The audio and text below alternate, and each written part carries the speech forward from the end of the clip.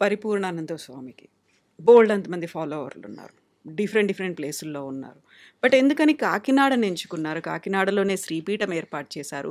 కాకినాడలోనే మహాశాంతి యాగాలు ఇప్పుడు చేశారు. ప్రధానమంత్రి, భారతదేశం మొత్తానికి ప్రధానమంత్రిగా ఆయన ఢిల్లీలోనే ఎందుకు ఉండాలంటే, ఎక్కడో కేంద్రం ఉండాలి, ఎక్కడో కూర్చోవాలి. అది దేశ రాజధాని అనుకున్నాం. మీరెందుకు కాకినాడని మీకేం? అదే అంటున్నా, నాకు ఒక ప్లేస్ కావాలి కదా. అక్కడ వాళ్ళు ఆశ్రయం ఇచ్చారు, అక్కడ ఉన్నాను. నాకు హైదరాబాద్లో ఇచ్చుంటే వచ్చుండేవాడినేమో, నాకు తెలియదు, ఏం తెలియదు. నేను చిన్నపిల్లవాడిగా నేను అటు గోదావరి ప్రాంతంలో తిరుగుతూ ఉంటే అక్కడ అప్పుడు ఉన్నటువంటి దంపతులు ఉన్నారు. వాళ్ళు ఆయన ముత్తా గోపాలకృష్ణ గారని ఒక ఆయన ఉండేవారు. ఆయన ఎమ్మెల్యేగా చేశారు అప్పుడు, తర్వాత ఇదయ్యారు. ఇప్పుడు ఏజ్ అయిపోయింది. ఆయన భార్య నా ప్రవచనాలకు వచ్చేది. ఆయన వచ్చి మీ స్పీచెస్ ఇక్కడ జరగాలి, మీరు ఇక్కడ ఉండాలి, మా ప్రాంతంలో ఉంటే బాగుంటుందని ఆయన రిక్వెస్ట్ చేశారు. తప్పకుండానండి, చూద్దామన్నాను. నేను అసలు ప్లానింగ్ లేదు, ఏం లేదు. Then it happen to be అక్కడ స్థలం ఇచ్చారు. శ్రీపీఠం కూడా నేనేం చేయలేదు. నిజంగా చెప్పాలంటే అదేదో భూమిలో నుంచి మొలుచుకొచ్చినట్టు అది అలా వచ్చింది తప్ప నేను ఎప్పుడూ దానికోసరంగా ఏమీ తాపత్రయపడలేదు. అది దైవానుగ్రహం, అలా డెవలప్ అయింది. ఆ కాకినాడ వాళ్ళ అదృష్టం అదంతే. సో మహాశక్తి యజ్ఞం ఏంటి, ఏం చేస్తున్నారు మీరు అందులో? ఇది ఒక అపురూపమైనటువంటి ప్రయోగం. ఇదొక కల్పం అంటే ఒక వేదము లేదా ఆగమాలు లేదా శాస్త్రాలు అవి చెప్పినటువంటి ఆచారాల్ని కల్పం అంటాం మనం. ఇది ఒక అపురూపమైన కల్పం.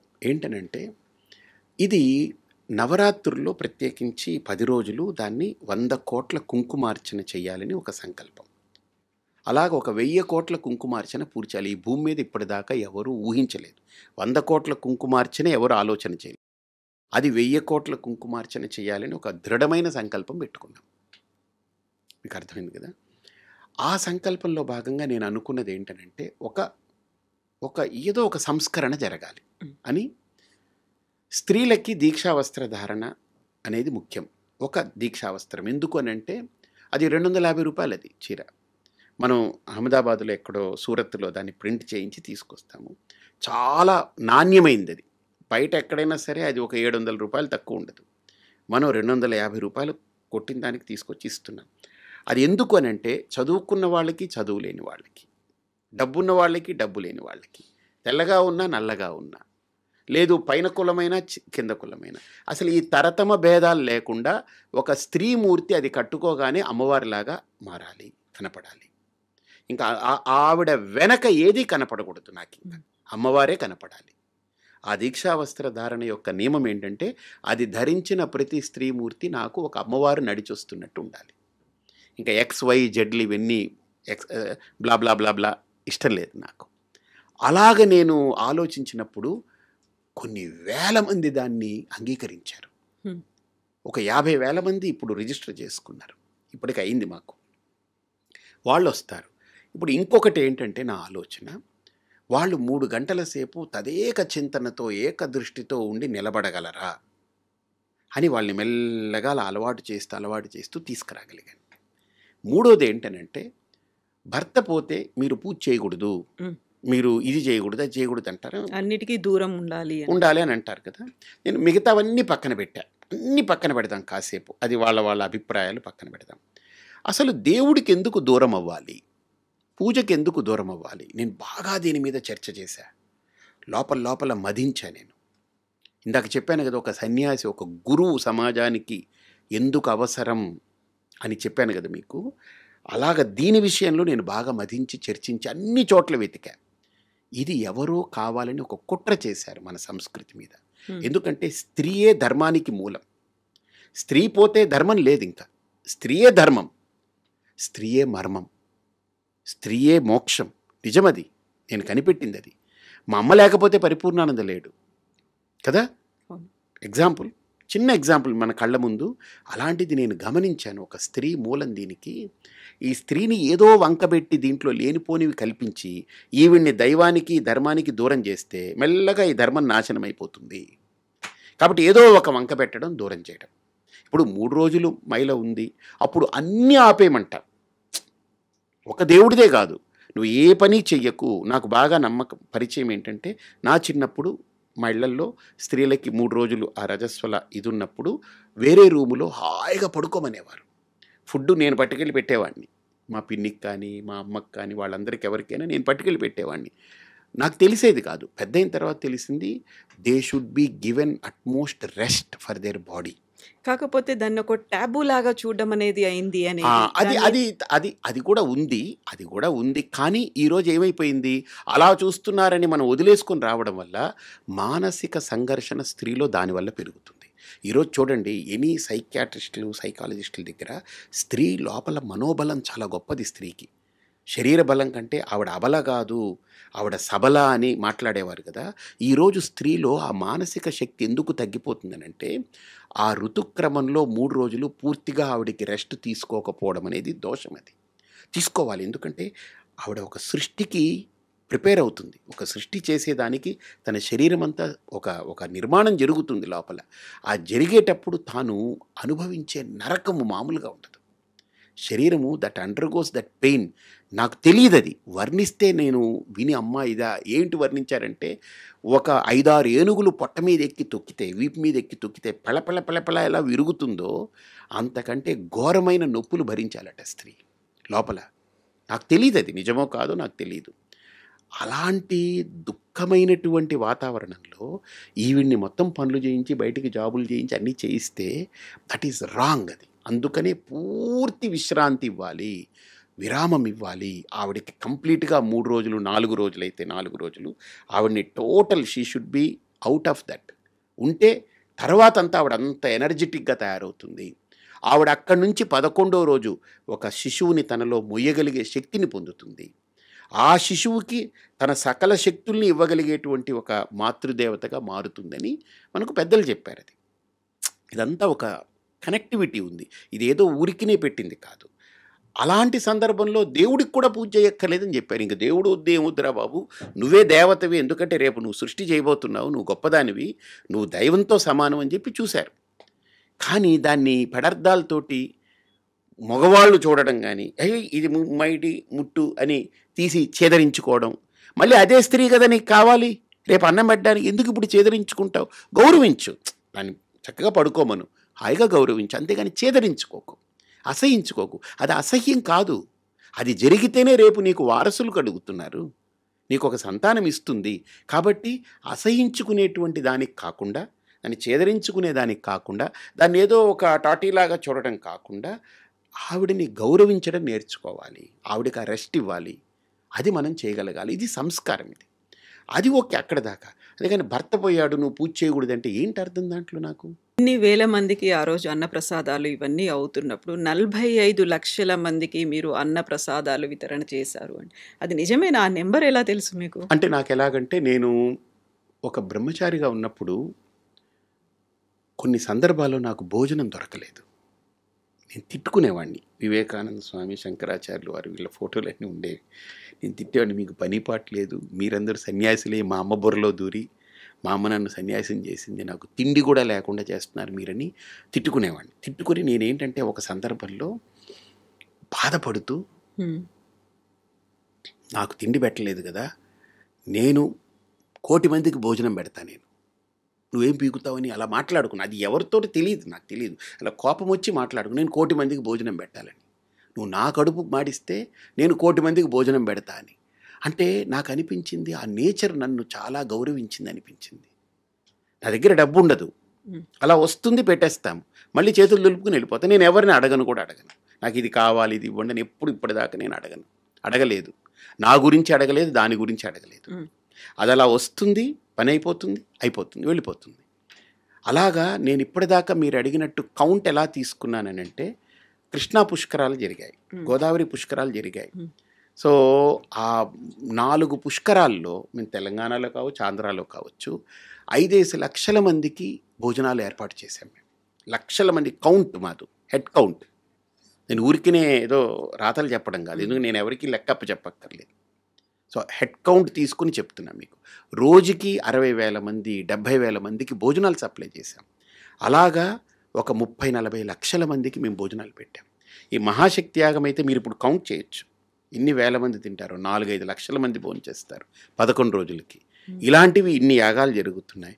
25 ఏళ్లగా శ్రీపీఠం పెట్టి భోజనం నిరంతరం పెడుతూ ఉన్నాం. పెద్ద యాగాలకి పెడతాము, మామూలు రోజుల్లో పెడతాము, అన్నీ పెడుతుంటాం. ఇలా లెక్కేస్తే ఒక 45 లక్షలకి తప్పకుండా ఇంకా ఎక్కువే పెట్టాం కానీ తక్కువ పెట్టలేదు.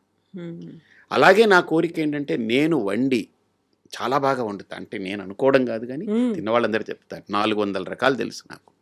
మీరు చేస్తారు 400 వెరైటీస్. ప్యూర్ వెజ్జే కదా. ఉల్లిపాయ వెల్లుల్లిపాయ కూడా వాడను. అంటే నేను వాడను, నేను ఎవరికి అలా పెట్టను. ఎందుకంటే హెల్దీ ఫుడ్ పెడతా, చాలా హెల్దీ ఫుడ్ పెడతా. అంటే నేను నాన్ వెజ్కి యాంటీ అనో లేకపోతే అబ్బెబ్బే అనో అలా నేను ఎప్పుడు మాట్లాడను. అది ఎవరి ఫుడ్ వాళ్ళది choice, that's their choice, right? నేను ఎంచుకున్నది నాకు ఆధ్యాత్మిక మార్గంలో నేను ఇలా నడవాలనుకున్నప్పుడు నాకు నా గురువులు చెప్పి నేను ఫాలో అవుతాను. 400 రకాలు వెజ్లో పక్కా ప్యూర్ వెజ్. అది సౌత్ నార్త్ అన్నీ ఉన్నాయి ఇందులో. అన్నీ ఉంటాయి. అసలు ఈ రోజు తింటే మళ్ళీ 365 రోజుల తర్వాత వస్తుంది. అది సంవత్సరం తర్వాత. ఇప్పుడు మీరు కారం అంటే మీకు మిరపకాయ కనపడుతుంది. నాకు ఎన్ని తెలుసా? అల్లం కారం, మిరియాలు కారం, మిరపకాయ కారం, ఎండుమిరపకాయ కారం, ఇలాగ కారాల్లోనే నేను చాలా రకాల కారాలు నేను వాడతాను కాంబినేషన్. మీకు పులుపు అంటే ఒకటే చింతపండు అనిపిస్తారు, కానీ టొమాటో పులుపు ఉంది, మామిడికాయ పులుపు ఉంది, ఉసిరికాయ పులుపు ఉంది, వాక్కాయ పులుపు ఉంది, చింతపండు ఉంది, నిమ్మకాయ ఉంది, ఇలా రకరకాల పులుపులు ఉన్నాయి. తర్వాత చుక్కకూర పులుపు ఉంటుంది, రకరకాల పులుపులు. అలా నేను అన్నీ స్టడీ చేసి ఏ కాలంలో ఏ పులుపు వాడాలి, ఏ కాలంలో ఏ కారం వాడాలి, ఏ కాలంలో నేను కోవిడ్ వచ్చినప్పుడు కూడా ఫుడ్ తోటే చాలా కంట్రోల్ చేశాను. అందరికీ మెడిసిన్స్ వాడలేదు, మా ఆశ్రమంలో రానేలేదు కోవిడ్ దగ్గరికి. దానికి ఇంకో కారణం కూడా ఏంటంటే ఇది నిత్యాగ్నిహోత్ర అని ఒకటి నేను చెప్పాను కదా, R&D చేస్తుంటా. నేను R&D ఒక 7 అంశాల్లో చేస్తా. ఒకటి సొసైటీ మీద, పాలిటిక్స్ మీద, తర్వాత స్పిరిచువాలిటీ మీద, ప్రోడక్ట్స్ మీద, తర్వాత పర్సనాలిటీస్ మీద, ఇలా రకరకాల వాటి మీద నేను R&D అంటే ఎప్పుడు రీసెర్చ్ చేస్తూ ఉంటా. నేను ఎప్పుడు నేర్చుకోవాలనుకునే వ్యక్తిని. అప్పుడు నేను అనుకున్నాను, మనకు కోవిడ్ ముందు దీని గురించి బాగా థింక్ చేశా. కోవిడ్ టైంలో విగరస్గా పనిచేశా. వచ్చింది కోవిడ్ టైంలో మనకు అందరికీ శానిటైజర్ వాడాలని చెప్పారు. మీకు గుర్తుందో లేదు, అందరూ బాటిల్ క్యారీ చేసి చేతుల్లో వేసుకుని ఏది ముట్టుకున్నా తుడుచుకునేవాళ్ళు. నాకు ఒక క్వశ్చన్, మనం బయటికి వెళ్ళాం ఏదో ముట్టుకుంటే శానిటైజ్ చేసుకుంటాం, కానీ బాడీ అంతా పట్టిన దాన్ని ఇంటికి వస్తాం కదా, మరి ఇది ఇంట్లో కూడా పాకుతుంది కదా, అది ఎయిర్ బోన్ అన్నారు కదా అప్పుడు, మరి అది ఇంట్లో అంతా పాకుతుంది కదా, ఇళ్ళంతా ఎలా శానిటైజ్ చేస్తాం మనం? ఏం చేయలేం. అందుకని ఇది కనిపెట్టాను నేను, నిత్యాగ్నిహోత్ర అని. ఋషులు మనకి ఇచ్చినటువంటిది, నేను కనిపెట్టలేదు ఇది, వాళ్ళు ఇచ్చిన అమూల్యమైన ఫార్ములాని. ఇది 100% న్యాచురల్ అనమాట. ఇది మీకు కూడా ఇస్తాను. ఇది వెలిగించి పెడితే 45 నుంచి 55 నిమిషాలు వెలుగుతుంది ఒక కేక్. ఇది పూర్తిగా హెర్బ్స్, అంటే మన మైండ్ని రిలాక్స్ చేసే హెర్బ్స్ ఉన్నాయి, స్ట్రెస్ ఫ్రీ చేసేది ఉన్నాయి. తర్వాత మనలో డోపమిన్ అంటారు కదా, డోపమిన్ రిలీజ్ అయితే చాలా మనిషి హ్యాపీగా ఉంటాడని అంటారు కదా, డోపమిన్కి బాప్ ఇది. ఓకే, అంటే మన బ్రెయిన్ని తెలియకుండా సూదింగ్ చేస్తుంది, అంత హాయిని ఇస్తుంది. ప్లెజెంట్ స్మెల్ ఉంది, ఓపెన్ చేయగానే అలా ఉంది కదా. అంతా మొత్తం హెర్బ్స్, ఇవి పంచగవ్య హెర్బ్స్ తోటి చేసింది. ఇది ఒక్కటి వెలిగిస్తే ఆఫీస్ ఏరియాలో 50 మంది వర్క్ చేస్తుంటే వాళ్ళు ఒక 2 గంటలు పడుకుంటే ఒక న్యాప్ తీసుకుంటే 2 గంటలు ఎంత ఫ్రెష్ అవుతారో, ఇది వెలిగి ఈ 45 నిమిషాలు వాళ్ళు కనుక అది పీల్చుకోగలిగితే అంత రిఫ్రెష్ అయిపోతారు వాళ్ళు. ఇళ్ళంతా శానిటైజ్ చేస్తుంది, ప్యూరిఫై చేస్తుంది. దీని మీద నేను 6 సంవత్సరాలు చాలా చాలా చాలా కృషి చేసి అలా డిజైన్ చేసి చేశాను. అంటే మనము, నా అభిప్రాయం ఏంటనంటే, ఒక భోజనం పెట్టడమే కాదు, ఒక యాగం చేయడమే కాదు, ఒక దీక్ష చేయించడమే కాదు, ఒక ప్రోడక్ట్ని ఇవ్వడమే కాదు, వీటిలో పూర్తిగా ఇన్డెప్త్ దాని మీద రీసెర్చ్ చేసి ఆలోచన చేసి దీని పర్పస్ ఏంటి, ఏదో డబ్బు పోగు చేయాలి. నా దృష్టిలో డబ్బు అనేది, నా దృష్టిలో లక్ష్మీదేవి విష్ణువుకి సంబంధించింది, నాకు కాదు. ఆవిడ విష్ణు భార్య. నా దగ్గర నేనేదో దాచుకొని లాక్కొని పెట్టుకోవాలని నేను అనుకోను. ఆవిడ అనుగ్రహం ఉంటే చాలు నాకు. ఎందుకు, ఏ పనైనా నేను మంచి పని చేసేటప్పుడు ఆవిడ నన్ను దీవించి నువ్వు పని చేయి అంతే అయిపోతుంది అని దీవిస్తే చాలు. ఆవిడని తీసుకొచ్చి నా దగ్గర దాచిపెట్టుకుని గొయ్యలు తీసి లోపల పెట్టి లేదా లాకర్లో పెట్టి ఎందుకు బంధించాలి ఆవిడ్ని?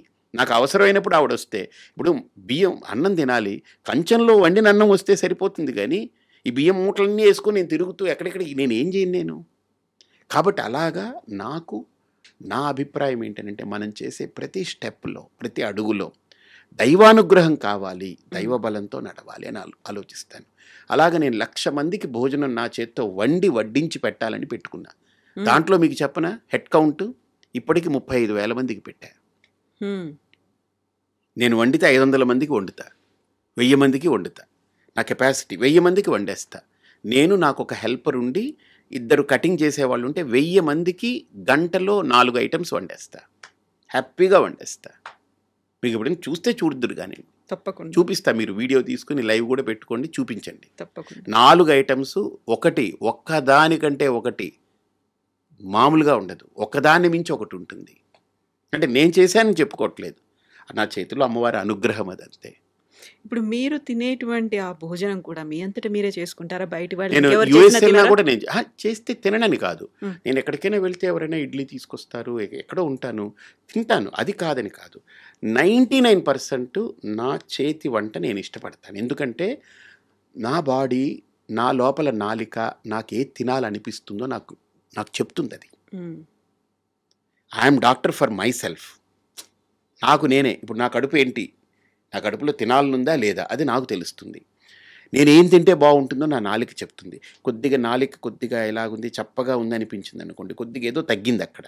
అదేం కోరుకుంటుంది, కొద్దిగా మిరియాలు, జీలకర్ర ఇవన్నీ వేసి మంచి రసం పెట్టి అన్నంలో రసం కలుపుకొని తింటే చాలా బాగుంటుంది అనిపించింది అనుకోండి, నేను అందరికీ వెళ్ళి నాకు రసం పెట్టండి అని అడుక్కోవడం ఎందుకు, నాకు ఉందిగా నేనే చేసుకుంటాను తింటాను. నాకు కావాల్సింది నేను చేసుకుంటాను తింటాను. అంటే నా బాడీ కోరుకునేది, నా బాడీకి ఏది ఇస్తే మంచిది అనిపిస్తుంది నేను చేసుకుంటాను. నేను 1,00,000 మందికి ఎందుకు నేను వండి పెట్టాలనుకున్నాను మీరు అడగలేదే. నాకు ఒక రూల్ పెట్టుకున్నాను, ఏంటంటే ఒక మనిషి పుట్టింది మొదలు చనిపోయే వరకు ఒక 75 ఏళ్ళు అనుకుందాం, 75 ఇయర్స్ ఏజ్ అనుకుందాం, జస్ట్ ఒక నమూనా, ఒక అంచనా, ఎక్కడో ఒక పారామీటర్ కావాలి కదా. 75 ఏళ్ళు రోజుకి 3 సార్లు తింటే, రోజుకి 3 సార్లు తింటే ఎన్నిసార్లు తిన్నట్టు, అంటే ఏడాదికి 1100, 1200 సార్లు తిన్నట్టు, 3 సార్లు తింటే అంతే కదా. 3 3 9, 3 6 18, 1100 సార్లు. 1100 ఇంటూ 75 ఎంతైంది, ఒక 80,000. 80,000 భోజనాలు చేసినట్టు. ఏది పుట్టినప్పటి నుంచి చనిపోయే వరకు 75 ఏళ్ళు 3 పూటలు. అంటే పుట్టినప్పుడు తినం కదా, ఒక 5-6 ఏళ్ళు వదిలేసిన అటు ఇటు చేసుకున్న 80,000 భోజనాలు చేసినట్టు మనిషి. 80,000 భోజనాలు చేస్తాడు వాడు. నేనేమనుకున్నాను, నేను పుట్టాను 80,000 సార్లు తిన్నాను చచ్చాను, ఇది కాదు. నేను 80,000 సార్లు తింటే నేను 1,00,000 మందికి నా చేత్తో పెట్టి చావాలని పెట్టుకున్నాను. అంటే నేను ఇంకో 20,000 మందికి అదనంగా నా ద్వారా నేను పెట్టి ప్రాణం వదిలేయాలని పెట్టుకున్నాను. ఇప్పుడు మీరు చేసినటువంటి 45 లక్షలు ఆ కౌంట్ అది వేరు, అది మాస్. అది నేను వండను, నేను దగ్గరుండి అన్నీ చేయిస్తాను. నా కౌంట్ ఏంటంటే 1,00,000 మందికి నేను పెట్టాలి, నా చేత్తో వండి పెట్టాలి. శ్రీపీఠాన్ని ఏర్పాటు చేసుకున్నారు, ఒక ధర్మ ప్రచారం కోసం ఉన్నారు, ప్రవచనకర్తగా ఉన్నారు, ఇన్ని చేస్తున్నారు. పేరెంట్స్ దగ్గర నుంచి ఎప్పుడైనా మిస్సింగ్ ఫీలింగ్ అనేది ఉండేదా? మా అమ్మ నన్ను బాగా ఇన్సిస్ట్ చేసి ఈ పాత్రలో ఉండాలని ఆవిడ డిటర్మిన్డ్గా మార్చింది. ఇది ఆవిడ డిటర్మినేషన్, ఇది ఆవిడ డెసిషన్ ఇది.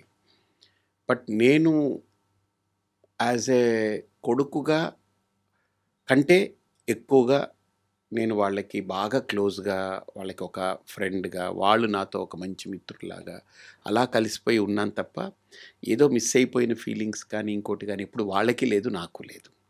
ఇప్పుడు మా అమ్మ లేదు, నాకు మా అమ్మ అంటే చాలా ప్రాణం ఇప్పటికీ. అంటే సన్యాసినైనా నేను చెప్పుకుంటా, మా అమ్మే నా ప్రాణం. మా అమ్మ లేకపోతే నేను లేను. అంటే సహజంగా బయలాజికల్ మదరే కాదు, ఆవిడ నన్ను స్పిరిచువల్గా ఈరోజు పరిపూర్ణానందంగా నిలబెట్టింది ఆవిడ ఫస్ట్. తర్వాత నా గురువు.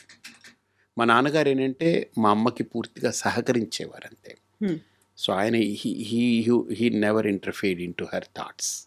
ఆయన ఎప్పుడు ఇంటర్ఫీర్ అవ్వలేదు. మా అమ్మ డెసిషన్ రైట్ అనుకుని వదిలేసేవారు. సో కాబట్టి మా అమ్మ లేకపోతే నేను లేను కదా. సో కాబట్టి నాకు మొట్టమొదటి గురువు నా తల్లి నన్ను ఈ మార్గంలో పెట్టింది. తర్వాత నా గురువు దయానంద స్వామీజీ, వారి వల్ల ఈరోజు ఇలా ఉన్నాను. కాబట్టి నాకు మోర్ దెన్ అమ్మ అనే దానికంటే ఏదో ఒక అమ్మవారి రూపమేమో ఆవిడ నన్ను ఈ దారిలో పెట్టడానికి. ఆవిడ నన్ను ఇలా కడుపులో మోసి నన్ను కని ఇలా చేసింది నేను అనుకుంటాను. అది పరిపూర్ణానంద ఎవరు పెట్టారు ఈ పేరు? మా గురువు గారు. అంతకుముందు నా పేరు మా ఇంట్లో మా అమ్మగారు వాళ్ళు కళాధర్ అని పిలిచేవారు. నా పేరు అది కళాధర్ అని. ఆ తర్వాత కంప్లీట్గా అమ్మ మిమ్మల్ని పిలవాలి అంటే ఎలా పిలిచేవాళ్ళు? నన్ను రాజా అని పిలుస్తుంది, అంటే బిడ్డ అని పిలుస్తుంది ఇప్పటికీ. ఇప్పుడుంటే అదే పిలిచేది, పోయేటప్పుడు కూడా అదే పిలిచే వెళ్ళింది ఆవిడ. హ్మ్. నన్ను ఎప్పుడు స్వామీజీ అని కానీ పరిపూర్ణానంద అని కానీ ఏమన్నది ఎప్పుడు అనలేదు. సో, అని నేను కోరుకోను కూడా. హ్మ్. మా అమ్మ నోట్లో నేను అదే. మా గురువు గారు కూడా నన్ను ఎప్పుడు స్వామీజీ అనరు, నన్ను రాజా అని పిలుస్తారు. ఆయనకి ఇష్టం అలాగా. అంటే చిన్నవాడిని ఆయన దగ్గర. హ్మ్. మా అమ్మకి ఇప్పటికీ నేను బిడ్డనే కదా, ఢిల్లీకి రాజైనా తల్లికి బిడ్డే అని అంటే సామెత ఉంది కదా. ఎవరు ఎంత పెద్దోడైనా తల్లే కదా. నిజం. ఆదిశంకర్లు అంతటి వారే తల్లికి అంత ఆ స్థానం ఇచ్చారనంటే తల్లికి మించింది ఏముంది నా దృష్టిలో. హ్మ్. అందులో మా అమ్మ ఎస్పెషల్లీ ఒక బయలాజికల్గా కానీ ఏదో అలాగా డబ్బులు ఇచ్చాము, ఆస్తి ఇచ్చాము, అది ఇచ్చామని కాకుండా నాకు ఏమీ ఇవ్వలేదు, కానీ నన్ను పరిపూర్ణానందగా నిలబెట్టింది ఆవిడ. She is not just mother for me, నాకు అమ్మవారు ఆవిడ అంతే. ఆ దృష్టిలో నేను అది చూస్తాను. అది హ్మ్.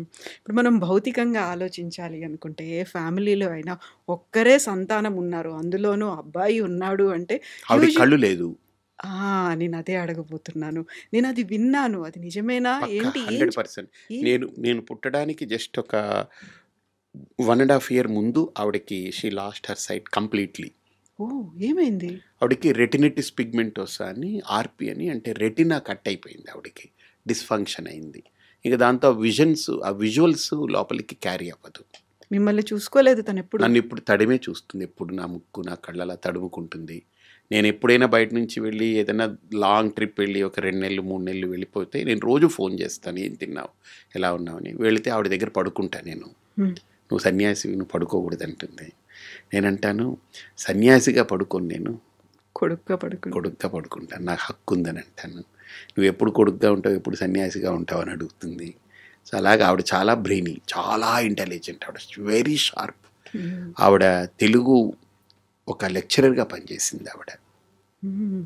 చాలా హార్డ్ వర్కింగ్ పర్సన్, నిజాయితీగా అలా నిబద్ధతగా ఉంది. ఆవిడ నిజాయితీ ఎలాంటిదంటే, నాకు సంస్కారం. ఆశ్రమంలో వాళ్ళు లాస్ట్ ఫేజ్ ఆఫ్ లైఫ్ ఆశ్రమంలో స్పెండ్ చేశారు ఒక 5 ఏళ్ళు. ఆవిడ దాచుకున్న డబ్బులో ప్రతి నెల బ్యాంకు నుంచి వచ్చే వడ్డీ మొత్తం డబ్బులు ఆశ్రమానికి కట్టి ఆవిడ బతికారు అక్కడ, ఊరికినే ఉండాలని. నేను ఆశ్రమం పెట్టిన కొత్తల్లో కూడా, ఇది నీది కాదు 10 మందిది, నువ్వు కష్టపడు, నువ్వు దానికి డబ్బు కట్టు, నువ్వు తినేదానికి, నువ్వు సేవ చేయని చెప్పేది ఆవిడ. అలా నేర్పారు నాకు. అమ్మగారి పేరేంటి? మీనాక్షి. మీనాక్షమ్మ. నాన్నగారు? బాలచంద్రన్. ఓకే. నేనిప్పుడు మిమ్మల్ని అడగాలనుకున్న క్వెషన్ ఏంటంటే, ఒక్కరే సంతానం ఉన్నారు. అందులోనూ మగపిల్లాడు అనుకున్నప్పుడు మా వంశాభివృద్ధి చెందాలి. మా కళ్ళ ముందు పెళ్లి చేసుకోవాలి. మనవలు, అట్లీస్ట్ నా మనవరాలు. కొడుకు నా దగ్గర ఉండాలి, హ్మ్. నా కొడుకు నా దగ్గర ఉండాలనే కోరుకుంటాను. అవును. ఇప్పుడు అమ్మకున్నటువంటి ఆ ప్రత్యేకమైనటువంటి పరిస్థితులు, అసలు నాకు అవసరాల అందుకనే నేపథ్యం. చెప్తున్నాను కదా, అసలు మా అమ్మకి కళ్ళు కనపడవు, ఒక ఏజు, ఇంకెవరు లేరు. హ్మ్. వాళ్ళమ్మ చనిపోయారు. వాళ్ళమ్మ ఉన్నంత వరకు మా అమ్మ, అమ్మమ్మ, నాన్నగారు వాళ్ళు ఉండేవారు. ఆవిడ పోయారు, ఎవ్వరు లేరు. Why she has that. నా కొడుకు సన్యాసి అవ్వాలని ఎందుకు అనుకున్నారు? ఆశ్రమానికి కూడా నేను బలవంతంగా తీసుకొచ్చా. కోవిడ్ ముందు నాకు ఎందుకో I was not comfortable. Covid 2020 March వచ్చింది కదా, 20th. అవును. నేను 2019 మేలో నాకెందుకు ఐ వాజ్ నాట్ కంఫర్టబుల్. వాళ్ళు ఎక్కడో వైజాగ్లో ఇల్లు అద్దెకి తీసుకుని అలా దూరంగా ఉండేవారు. ఉన్నారు. నేను వెళ్తుండేవాడిని దూరంగానే. నేను వైజాగ్ వెళ్ళి వాళ్ళతో స్పెండ్ చేస్తాను, వంట చేస్తాను, మా అమ్మకు నచ్చినవన్నీ నేను చేసి పెడతాను. ఆవిడ నాతో బాగా అన్నీ చెప్తుంటుంది, అన్నీ మాట్లాడుకుంటాం, అన్నీ ఉంటుంది. బట్ నాకెందుకు ఐ వాజ్ నాట్ కంఫర్టబుల్. వాళ్ళని తీసుకొచ్చేయాలని అనిపించి వాళ్ళని అలాగా అక్కడి నుంచి కదపడం నాకు గగనమైంది. కానీ ఫైనల్లీ దే యాక్సెప్టెడ్. ఇంకా నా మాట నువ్వు వినాలి, నేను నీ మాట విన్నాను, సన్యాసిని అయ్యాను కదా, నువ్వు నా మాట విను అని చెప్పి లాక్కొచ్చాను వాళ్ళిద్దరిని. అప్పటి నుంచి వాళ్ళు అలాగా దే జస్ట్ మెయింటైన్. 23లో నాన్నగారు కాలం చేశారు. ఆవిడ 24లో వెళ్ళాలి, కానీ ఆవిడ స్ట్రాంగ్ పర్సనాలిటీ. నేను 25 ఉత్తరాయణం వచ్చే వరకు వెయిట్ చేయాలండి. డాక్టర్లు అందరూ పల్స్ లేదు, ఇవిడ ఎలా బతుకుతుందని చెప్పారు. 94 డేస్ అలా ఉన్నింది ఆవిడ. అక్కడే శ్రీపీఠం దగ్గరే ఉంది. శ్రీపీఠంలోనే అలా ఉండి రోజు వేదిక్ చాంటింగ్ వినడం, రోజు ఆ మంత్రం అయిపోయిన తర్వాత ఆ తీర్థం తీసుకొస్తే తీసుకోవడం, నేను వండి రోజు నేను తినిపించేవాడిని, ఆవిడకి ఫుడ్ పెట్టాను. నాకు గొప్ప అదృష్టం ఇచ్చింది మా అమ్మ. ఆవిడ రుణం తీర్చుకోలేం కానీ ఎంతో కొంత నేను అన్నీ వదిలేసి ఆవిడతోటి ఉన్నా. నేను ఆవిడ పక్కన పడుకునేవాడిని, ఆవిడకి కాళ్ళు ఒత్తేవాడిని, ఆవిడకి అన్నీ చూసుకునేవాడిని, కబుర్లు చెప్పేవాడిని, అన్నీ చేసేవాడిని. సో, మీరిప్పుడు అమ్మగారి కోరిక మీదకు సన్యాసి అయినప్పటికీ వాళ్ళిద్దరూ దూరమైన తర్వాత ఉత్తర క్రియలు చేయాల్సినవుంటాయి. అది హ్మ్. మీరే అంటే చేశారా? ఉత్తర క్రియలు చేయక్కర్లేదు. కాకపోతే ఉత్తర క్రియలు చేయించాను. వేరే వ్యక్తిని నిమిత్తంగా వాళ్ళుండి చేస్తారది. హ్మ్. అంటే సన్యాసిగా కొన్ని దూరంగా ఉండాలి కర్మలుండవు వాటికి గదా! ఆ కర్మలుండవు కాబట్టి వాళ్ళకి అందాలి కదా అవి. హ్మ్. ఆ చేసే కర్మలు వాళ్ళకి అందాలి. సన్యాసి చేస్తే అందవు. కాబట్టి ఎవరి ద్వారా అది పెట్టించి వాళ్ళకి చేయించి, వాళ్ళకి మా అమ్మ తరపున ఇవ్వాల్సింది ఏదైనా ఉంటే కొంత ఇచ్చి పూర్తి చేశాను. ఇప్పుడు మా అమ్మగారివి నడుస్తూ ఉన్నాయి. హ్మ్. ఇప్పటికి ఇప్పటికి. కూడా ఇంక అంటే సంవత్సరం మొన్న కూడా కంప్లీట్ మొన్న అవ్వదు. జనవరి 13వ తేదీ ఇదయ్యారు ఆవిడ. కాలం చేశారు. నెక్స్ట్ ఇయర్‌కి అవుతుంది కాబట్టి ఇప్పటికీ నడుస్తూ ఉంది. ఎవ్రీ మంత్ చేస్తారు.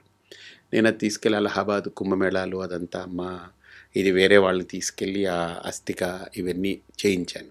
నేను దగ్గరున్నాను. వాళ్ళు చేశారనమాట. హ్మ్. ఎందుకని అమ్మకి ముందు నుంచి భక్తి ఉండేదా? మిమ్మల్నెందుకు ఒక సన్యాసిగా మార్చాలి అనుకున్నారు? ఆవిడ చాలా లోపల ఒక ఇన్‌సైట్ ఉన్న పర్సన్. ఆవిడకి లోపల ఏదో సంథింగ్ చెప్పాను గదా! ఆవిడకొక inner personality is very bloomed person. Hmm. అంటే చాలా చాలా వికాసము చెందిన వ్యక్తి ఆవిడ. మీరు ఈ మార్గంలోకి వచ్చిన తర్వాత భగవంతుడు అంటే ఏంటి అనేది అర్థమైందా? లేకుంటే భక్తి ఏంటి అనేది తెలుసుకున్నారా? ధర్మం ఏంటి అనేదా? మతం ఏంటి అనేది ఎలా తెలుసుకున్నారు? ఏమర్థమైంది మీకు? ఇది ఒక బ్రహ్మ పదార్థం. ఏది? ఇప్పుడు మీరడిగిన ప్రశ్నలన్నీ హా! కదా! ఇప్పుడు ఇవి చెప్పాలి అనంటే ఇది ఒక పెద్ద ఒక ట్రెజర్ నిధి కదా! ఇప్పుడు రేగుపళ్ళు అమ్మేవాడి దగ్గరికెళ్ళి నాకిప్పుడు వజ్రం కావాలని అడిగామనుకోండి, వాడికి అర్థం కాదు హ్మ్. కదా! సో, వజ్రాల వ్యాపారి దగ్గరికెళ్ళి మనం వజ్రం అడిగామనుకోండి, దొరుకుతుంది. ఎన్ని క్యారెట్స్ అని అడుగుతాడు. ఎన్ని సెంట్స్ అడుగుతాడు. ఫస్ట్ క్యారెట్లు అడగడు, సెంట్స్ అంటాడు. ఎందుకంటే క్యారెట్ల మీద కొనాలంటే చాలా పెద్ద ఆస్తిపరుడై ఉండాలి. అలాగా ఇదేంటనంటే మీరు అడిగిన ప్రశ్న నాకు ఎలాంటిదేనంటే, ఇప్పుడు నేను చెప్పాలి, కానీ అంత చెప్పడానికి సమయము, ఓపిక ఇవన్నీ సరిపోనిది. కానీ బట్ ఎనీవే క్రిస్ప్‌గా చాలా క్రిస్టల్ క్లియర్‌గా, క్రిస్ప్‌గా చెప్పే ప్రయత్నం చేస్తాను. మనకు కనిపించే ప్రపంచం ఒకటి, కనపడని దేవుడు ఇంకొకటి. హ్మ్. కనిపించే ప్రపంచంలో మనం ఉన్నాం. కానీ కనపడని దేవుడి కోసం ఆలోచన చేస్తున్నాం నిరంతరం. ఇప్పుడు మీరు అడిగారు చూసారా? ఆ కనపడని దేవుడిని నమ్మడం అనేది భక్తి. అర్థమైందా? నమ్మిన తర్వాత ఆ దేవుడి కోసం నేను పూజ చేయాలా, వ్రతం చేయాలా, దీక్ష చేయాలా, ఏదైనా త్యాగం చేయాలా, ఏం చేయాలి అని వివరించినది ధర్మం. హ్మ్. అర్థమైందా? సో, ధర్మానికి మతానికి చిన్న తేడా ఉంది. మతం అనేది ఒక వ్యక్తి ద్వారా తయారవుతుంది. ఒక వ్యక్తి దానికి నిర్మాత అవుతాడు. ధర్మం అనేది వ్యవస్థ అవుతుంది. ధర్మం ఒక వ్యవస్థ ద్వారా రూపొందుతుంది. హ్మ్. మతం అనేది ఒక వ్యక్తి ద్వారా రూపొందుతుంది. కాబట్టి ఈ హిందుత్వం అనేది ప్రధానంగా ఒక ధర్మం ఇది. అంటే నేను ఎలా ఉండాలి, ఏం చేయాలి, ఏ రకంగా నేను ఇది చేయాలనేది. ఇప్పుడు వ్యక్తి ద్వారా వచ్చిన దానికి, వ్యవస్థ ద్వారా వచ్చిన దానికి తేడా ఏంటంటే, వ్యవస్థ అకామిడేట్ చేస్తుంది. మీకు అర్థమైంది కదా! వ్యక్తి పరిచ్ఛిన్నతలతో ఉంటాడు, పరిధితో ఉంటాడు. హ్మ్. వ్యక్తి యొక్క భావజాలాలన్నీ ఒక పరిధి, ఒక పరిమితితో ఉంటుంది. లిమిటేషన్స్ ఉంటాయి. ఇప్పుడు మీకైనా నేను ఒక విషయం చెప్తే మీరు ఆలోచించే కోణం మీ బుద్ధి పరిధికి అనుగుణమై ఆలోచిస్తుంది. నా కోణంలో నేను అంతే. ఆలోచిస్తాను. దాన్ని దాటి మీ బుద్ధి వెళ్ళదు. అలాగ ఒక వ్యక్తి ద్వారా నిర్మితమైనటువంటి మతం కూడా ఒక పరిధి, ఒక పరిచ్ఛిన్నత, ఒక లిమిటేషన్స్ ఉంటుంది. అందుకనే మతాలనేవి ఎప్పుడూ కూడా ఒక మతం ఇంకొక మతాన్ని అంగీకరించదు. ఒక మతములో ఉన్న దేవుడు ఇంకొక మతంలో ఉన్న దేవుణ్ణి అంగీకరించదు. కానీ ధర్మం దగ్గరికి వచ్చేటప్పటికి దైవత్వాన్ని ప్రతిపాదన చేస్తుంది ధర్మం. సో కాబట్టి ఇక్కడ వీడు దేవుడు కాదని చెప్పదు, అకామిడేట్ చేస్తుంది కదా. హ్మ్. కాబట్టి మన భారతీయ సనాతన ధర్మం దగ్గరికి వచ్చేటప్పటికి ఇది భారతీయ సనాతన మతం కాదు, భారతీయ సనాతన ధర్మం. అందుకనే మతం అంటే పొరపడతాం మనం. పొరపాట్లు ఉంటాయి, దాంట్లో పొరపచ్చాలు ఉంటాయి, పరిధులు ఉంటాయి, పరిచ్ఛిన్నతలు ఉంటాయి. నా దేవుణ్ణి నువ్వు నమ్మకపోతే నువ్వు నా దేవుడికి ద్రోహం చేసిన వాడివని నేను మాట్లాడాల్సి వస్తుంది. మతమైతే. ధర్మమైతే నాస్తికుడిని కూడా యాక్సెప్ట్ చేస్తుంది ధర్మం. మతం యాక్సెప్ట్ చేయదు. నువ్వు నమ్మకపోతే నువ్వు నా దేవుడికి ద్రోహం చేస్తున్నావు అని అంటుంది. కానీ ధర్మంలో దేవుణ్ణి నమ్మని వాణ్ణి చారువాకుడు అంటారు, నాస్తికుడు అంటారు. అంటే ఏంటి? దేవుణ్ణి నమ్మడం నమ్మకపోవడం నీ చాయిస్ అంటుంది. ధర్మము ఆ ఫెసిలిటీ ఇస్తుంది. ఫెనటిక్గా ఉండదు, గీత గీసినట్టు ఉండదు. దట్ ఈజ్ వాట్ ధర్మం ఈస్. కానీ ధర్మం విషయంలో కూడా మనం ఆలోచించగలిగితే ఈ సనాతన ధర్మంలో దైవం గురించి చెప్పినప్పుడు 2 విధాలుగా చెప్తుంది.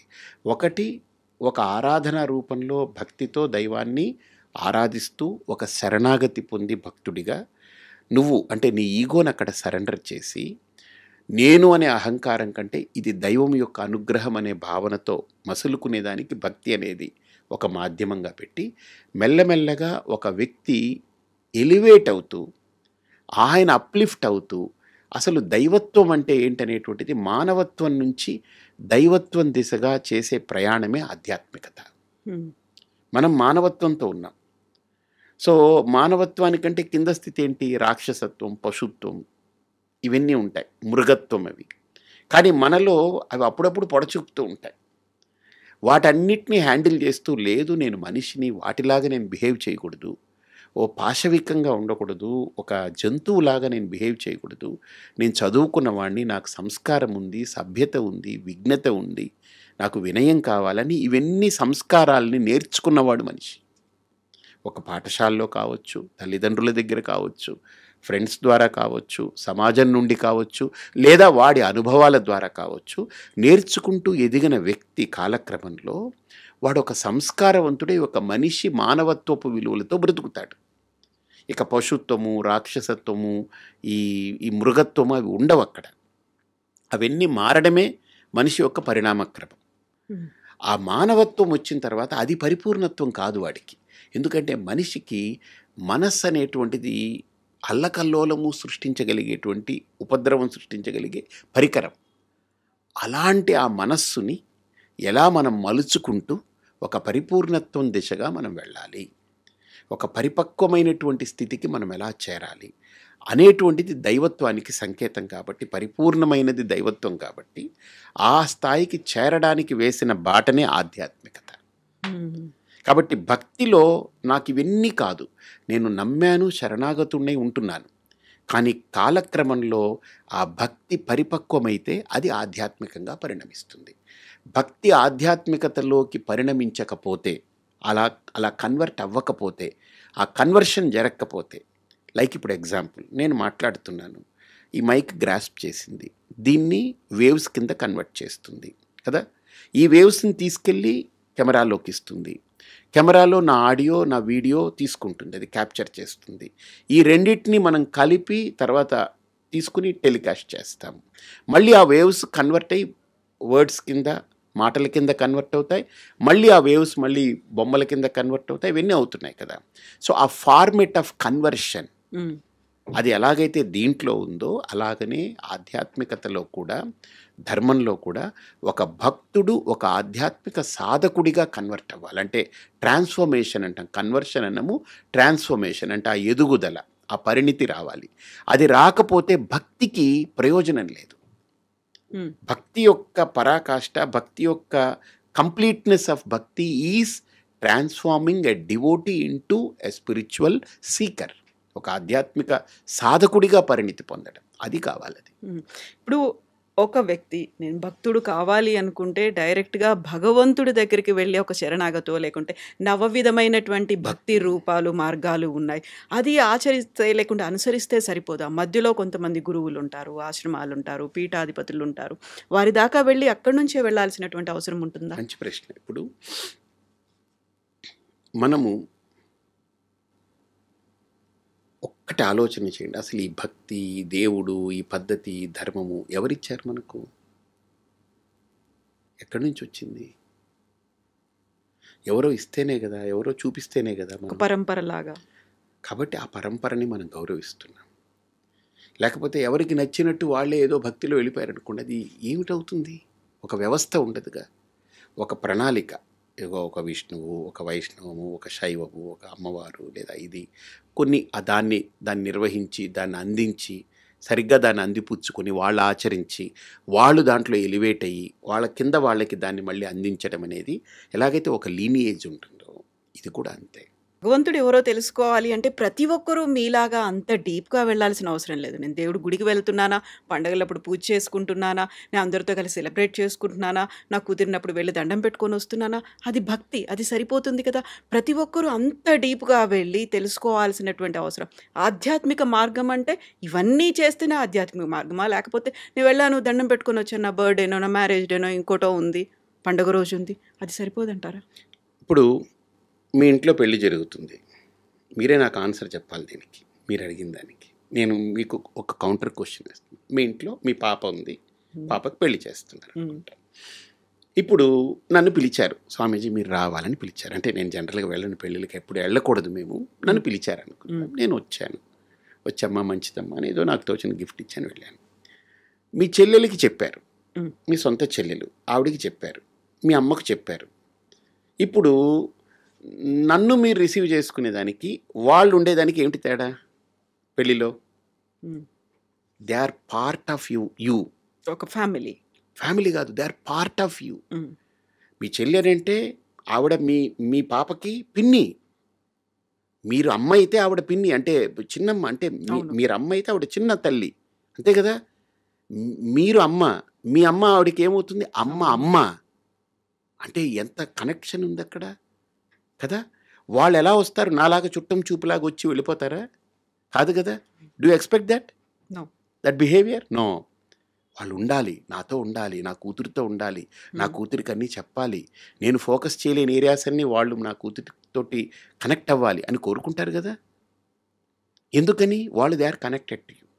అలాగా దేవుడితో ఇప్పుడు నాలాగా పిలిస్తే ఒక గెస్ట్ లాగా వచ్చి దండం పెట్టుకుని పూజ చేసి, హాయ్ భగవంతుడా బాగున్నావా, నేను బాగున్నాను, నీ బ్లెస్సింగ్స్ కావాలని వెళ్ళిపోవడం వేరు. ఇప్పుడు మీ అమ్మ మీ చెల్లిలాగా మీ కూతురు పెళ్ళిలో కనెక్ట్ అయిపోయి వాళ్ళు పూర్తిగా ఇన్వాల్వ్ అయినట్టుగా ఆ దైవంతోటే కనెక్ట్ అయ్యేటువంటి వాళ్ళు ఎవరైతే అనుకుంటారో వాళ్ళకు ఒక పాత్ కావాలిగా. పెళ్ళికి అలాంటి వాళ్ళని పిలుస్తాం, వీళ్ళకి చెప్తాం, వాళ్ళు పిలవం, వాళ్ళంతటా వాళ్ళే వస్తారు, వాళ్ళే ఇన్వాల్వ్ అయిపోతారు కదా. ఇప్పుడు నన్ను మీరు పిలవాలి, నేను వస్తాను, పలకరిస్తారు, మంచిది అనుకుంటాం, వెళ్ళిపోతాం. కానీ వాళ్ళు అలా కాదుగా, వచ్చారు పోయారు ఆయారం గయారం రిలేషన్ కాదు కదా అది. That's more stronger than anything else, right. కాబట్టి దైవం అనేటువంటి దాంతో మనం వెళ్ళాము, దండం పెట్టుకున్నాము, వచ్చేసాము, ఇది భక్తి, సింపుల్ భక్తి, ఇందులో ఏమీ ఇదేం లేదు. ఇది ఆధ్యాత్మికత అని చెప్పొద్దు. ఆధ్యాత్మికత అంటే దైవంతో కనెక్ట్ అయ్యి, ఇప్పుడు నేను దైవం దగ్గరికి వెళ్ళాను, ఎందుకని వెళ్ళాను, పండగ చెప్పారు వెళ్ళాను, పూజ నేను చెయ్యాలి చేస్తున్నాను. కానీ ఆధ్యాత్మికత అంటే నాకు దేవుడు కావాలి, ఈ పనులు కాదు, ఇవన్నీ కర్మలు క్రియలు, కానీ నాకు దేవుడు కావాలి.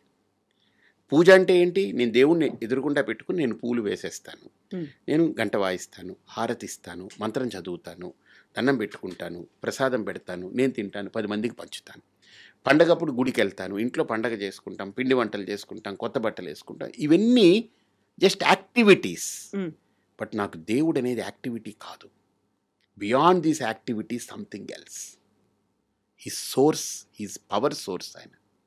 నేను దానికి కనెక్ట్ అవ్వాలి అనుకున్నప్పుడు ఆ దానికి వేసేటువంటి మార్గమే ఆధ్యాత్మికత.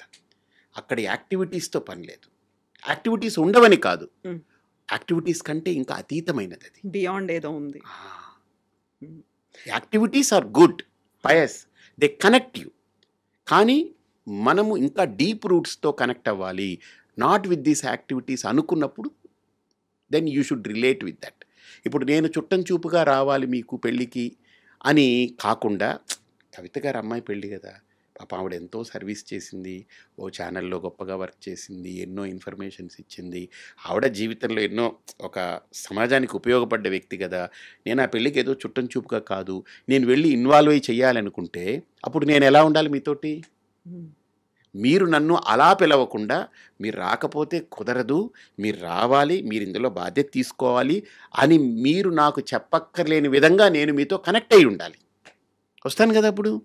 ఆ కనెక్టివిటీ ఉంటే ఆ పాత్, ఆ కనెక్టివిటీ లేదంటే చుట్టం చూపుగా రావడం పోవడం అంతే. అంత కనెక్టివిటీ పెంచుకోవాలి అనుకుంటే I have to cut many things around me. That is the problem. అన్ని దట్ నేను ఈస్ ద ప్రాబ్లం. వదులుకోవాలి. ఇప్పుడు నా నేను ఉద్యోగాన్ని వదులుకోవాలా, నేను నా మీ కుటుంబాన్ని అమ్మాయి వదులుకోవాలా. పెళ్ళికి నేను బాగా డీప్గా ఇన్వాల్వ్ అయ్యి ఎగ్జాంపుల్ చెప్తున్నా, కనెక్ట్ అయ్యి నేను మీతో అంటే మీరు ఏదైతే సర్వీస్ రెండర్ చేశారో దానికి దీనికి ఫీల్ అయ్యి ఒక కవిత గారు అంటే ఓకే నాకు ఒక మంచి anchor she led her life like this, I should be there for her అని అనుకున్నప్పుడు నేను అన్నీ వదులుకోక్కర్లేదే, నా వ్యవస్థలే వదులుకోక్కర్లేదు. I can spend my time, valuable time. నాకు feeling is there, feel good factor కదా అది. అలాగనే దైవంతో కనెక్ట్ అయినప్పుడు అన్నీ వదులుకోవాలనే భ్రమ తీసేయాలి. ఇన్ఫ్యాక్ట్ చెప్పాలంటే దైవంతో కనెక్ట్ అవ్వాలి అనుకున్న థాట్ వస్తే మిగతా అన్నిటినీ చాలా జెన్యూన్గా హ్యాండిల్ చేస్తాడు, చాలా రీజనబుల్గా హ్యాండిల్ చేస్తాడు. అంటే they don't carried away by their thoughts, they just stay there. Maturity వస్తుంది, క్లారిటీ వస్తుంది, ఇంకా లోపల వాళ్ళల్లో ఆ ఎలివేషన్ వస్తుంది. ఇప్పుడు ఒక ఎలివేట్ అయిన వ్యక్తి ఒక పనిని హ్యాండిల్ చేయడం, ఒక నాన్ ఎలివేటెడ్ పర్సన్ ఒక పని చేస్తే ఎలా ఉంటుంది, తేడా ఉంటుంది కదా. అది ఇప్పుడు నేను ఇన్ని హ్యాండిల్ చేసుకుంటూ వెళ్ళాలి, నా చుట్టుపక్కల ఉన్న వాటన్నిటిని నేను సర్దుకుంటూ ఆధ్యాత్మిక మార్గం, షార్ట్ కట్ అనేది లేదా అసలు? ఆధ్యాత్మికత కంటే షార్ట్ కట్ ఏది లేదు. అది చాలా సింపుల్ అమ్మా. అది దానికి ఎక్కడికి వెళ్ళక్కర్లే, హిమాలయాలు వెళ్ళక్కర్లేదు, ఎక్కడికి వెళ్ళి మనం తపస్సులు చేయక్కర్లేదు. జస్ట్ మీ లోపల మీరు ప్రయాణం చేయడమే. మీరు హిమాలయాలకి ఇక్కడి నుంచి ఫ్లైట్ వేసుకొని ప్రయాణం చేయక్కర్లే, అక్కడికి వెళ్ళినా ఇదే పని, ఇక్కడ కూర్చున్నా అదే పని. అక్కడ ఉండే పాండురంగడు ఇక్కడ ఉన్నాడే, ఇక్కడ ఉండే పాండురంగడు అక్కడే ఉన్నాడే అని మీరు చూసుకోగలగాలి. ఆధ్యాత్మికత అంటే మీకు ఇప్పుడు అడిగారు కాబట్టి ఒక్క మాటలో చెప్తా. ఆధ్యాత్మికత అంటే అంతర్ముఖ ప్రయాణము, మీ లోపల మీరు చేసే ప్రయాణం. అంటే సెల్ఫ్ ఒక సోల్తో కనెక్ట్ అవ్వడానికి చేసే ప్రయాణం అది. అంటే నేను నాతో కనెక్ట్ అయ్యేదే ఆధ్యాత్మికత. ఇప్పుడు నేను డిస్కనెక్ట్ అయినాను, అందుకనే నేను ఎవరో తెలియక ఆ పిల్ల అమ్మ అనంటే ఓహో నేను తల్లిని అనుకుంటున్నాను, వాళ్ళు ఏమేనంటే నేను భార్యని అనుకుంటున్నాను,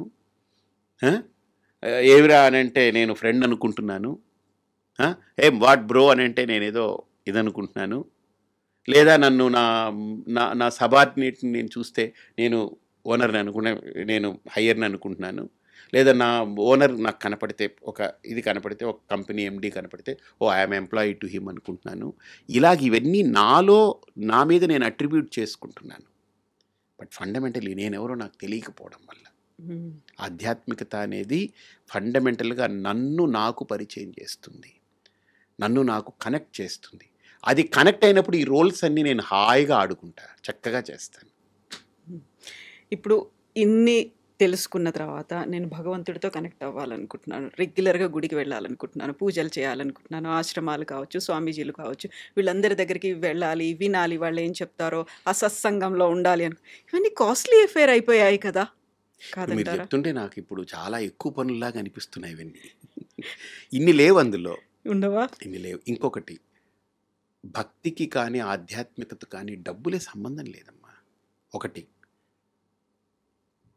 quality of time that you spend for that. Quality of time that you spend అంటే మనం దేవుడి దగ్గర కూర్చుంటున్నాం, ఒక చిన్న క్వశ్చన్, పూజ చేయాలని కూర్చుంటున్నాం, దేవుడు ఎదురుగుండా కూర్చున్నారు మన ఇంట్లో, బాగుంది, చాలా బాగుంది, మంచి మండపము, దేవుడు మంచిగా దీపం పెట్టారు, పూలు పెట్టారు, అంతా బాగుంది. మీ లోపల దేవుడు ఎంత సమయం ఉంటున్నారు? మీరు పూజ 15 నిమిషాలు చేశారనుకోండి, మీ లోపల దేవుడు 15 నిమిషాలు ఉంటున్నాడా, ఉండట్లేదా? అది చెప్పండి నాకు, చెప్పండి. మన హడావుడి పనులు, మనకి మనసు కోతి లాంటిది అంటారు కదా, ఇక్కడ నుంచి నెక్స్ట్ నేను ప్లాన్ చేసుకోవాలి, నా షెడ్యూల్స్ ఏదో ఉన్నాయి, ఇక్కడ డిలే అవుతుందేమో. నేను ఒక ఇంటికి వెళ్ళినప్పుడు ఒక ఆవిడ చెప్పింది ఏంటనంటే, స్వామీజీ ఉదయం లేచినప్పటి నుంచి అబ్బో దేవుడికి పూజ చేయాలని ఎక్కువ ఆలోచిస్తూ కాఫీ తాగేస్తాము, ఇంకో పని చేస్తాం, బ్రష్ చేసుకుంటాం, స్నానం చేస్తాము, బట్టలు మార్చుకుంటాం, దేవుడికి పూజ చేయాలి, ప్రసాదాలు ప్రిపేర్ చేస్తాం, అన్నీ రెడీ చేసుకొని దేవుడి దగ్గర కూర్చున్న తర్వాత దేవుడికి పూజ చేస్తున్నామనే ఆలోచనకు వచ్చేసాం కదా, ఇప్పుడు చేస్తున్నాం కదా, దేవుడు పక్కకు పోయి నెక్స్ట్ ఏం చేయాలి, క్యారేజ్ ఎవరికి వండాలి, ఎవరికి కట్టాలి, ఏం చేయాలి, ఇప్పుడు టైం ఎంత అయింది, నెక్స్ట్ వాళ్ళు లేస్తే ఏం చేయాలి, ఇవి వచ్చేస్తుంటాయి కానీ దేవుడు రావట్లేదని. మన మనిషి యొక్క మనస్తత్వము ఏది చెయ్యమో దాని గురించి ఎక్కువ ఆలోచిస్తుంటాం. ఏది చేస్తామో దాన్ని మర్చిపోయి వేరే ఏదో థింక్ చేస్తూ ఉంటాం. అంటే ఆ మనస్సుని కరెక్ట్గా ఒక స్టాండర్డ్స్కి తీసుకురావడానికి చేసే ప్రయత్నమే ఆధ్యాత్మికత. నువ్వు ఏం చేస్తున్నావో దాంట్లో ఉండు, లివ్ ఇన్ దట్ ప్రజెంట్. ఆధ్యాత్మికత అంటే దేవుడు టాపిక్ ఉండదమ్మా. ఆధ్యాత్మికత అంటే నేను ముందు చెప్పాను కదా, మానవత్వం నుంచి ఒక పరిపూర్ణత్వం దిశగా ప్రయాణం చేయడం ఆధ్యాత్మికత అని. ఆధ్యాత్మికత అంటే మన మనస్సుని ఒక పరిణితిగా మార్చడం ఆధ్యాత్మికత. ఆధ్యాత్మికత అంటే మనిషిని తీసేయడం కాదు, మనిషిని దైవంగా చూపించడం ఆధ్యాత్మికత. అంతేగాని మనిషిని తీసేయడం కాదు అక్కడ. And for more videos, please subscribe to iDream. Please subscribe to iDream. Please subscribe iDream. And please subscribe to iDream. For more videos, subscribe to iDream. please like, share and subscribe to the channel. Congratulations, iDream. Subscribe to iDream. Subscribe to iDream. So subscribe to iDream Media. iDream ki iDream team andarki huge congratulations. Please subscribe iDream Media. Please subscribe to iDream. Subscribe iDream. Please subscribe to iDream. iDream అంటే నా కళల ఛానల్ను subscribe చేసుకున్నారు, నోరు తిరుగుతలేదు. మీరైతే గంట గుర్తు కొట్టండి. For more such videos, please subscribe to iDream. Subscribe to iDream. Please subscribe to iDream. Please subscribe iDream Media. Please do subscribe to iDream. Please subscribe to iDream Media. For best entertainment and information, please subscribe iDream. And don't forget to subscribe to iDream.